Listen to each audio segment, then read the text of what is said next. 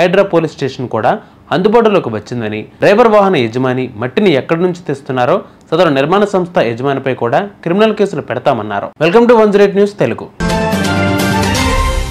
హైదరాబాద్ నగరంలోని చెరువుల్లో మట్టి, నిర్మాణ వ్యర్థాలు పోస్తే కఠిన చర్యలు తప్పవని హైడ్రా కమిషనర్ ఏవి రంగనాథ్ హెచ్చరించారు. చెరువులపై నిరంతరం నిఘా ఉంటుందని, మట్టిపోసిన వారిని సాక్ష్యాధారాలతో పట్టుకుని వారిపై క్రిమినల్ కేసులు పెడతామని తెలిపారు. ఇక పూర్తి వివరాలకు వెళితే, హైదరాబాద్ నగరంలోని చెరువుల్లో మట్టి, నిర్మాణ వ్యర్థాలు పోస్తే కఠిన చర్యలు తప్పవని హైడ్రా కమిషనర్ ఏవి రంగనాథ్ హెచ్చరించారు.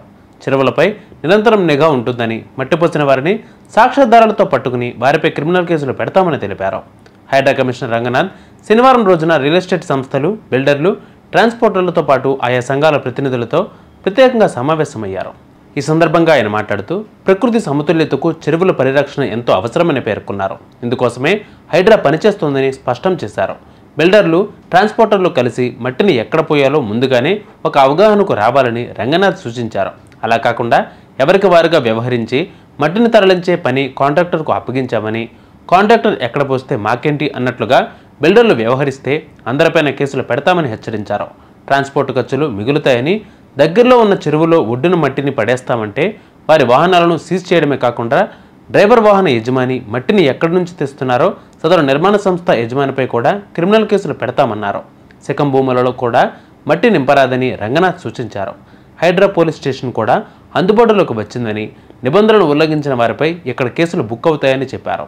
చెరువుల వద్ద కూడా 24 గంటలు నిఘా ఉందని పేర్కొన్నారు. ఇదిలా ఉంటే హైదరాబాద్ నగరంలోని చెరువుల్లో మట్టిపోసేవారి సమాచారాన్ని ఇవ్వాలని నగర ప్రజలకు హైడ్రా కోరింది. ఇందుకోసం ప్రత్యేకంగా ఫోన్ నెంబర్ను కూడా అవైలబుల్ చేసింది. దీనికి 9000113667 కేటాయించింది. హైడ్రా ట్విట్టర్ అకౌంట్ ద్వారా కూడా ఫిర్యాదు చేయవచ్చునని పేర్కొంది. అలాగే చెరువులో మట్టిపోస్తున్న లారీలు, టిప్పర్లు, ట్రాక్టర్లు, మట్టిని సర్దుతున్న జేసీబీలు వీడియోలను కూడా పంపించాలని సూచించారు. కాలనీ సంక్షేమ సంఘాల ప్రతినిధులతో పాటు కళాశాలల విద్యార్థులు, స్వచ్ఛంద సంస్థలు కూడా ఇలా అందరూ ఈ క్రతువుల చేతులు కలపాలని హైడ్రా కోరింది.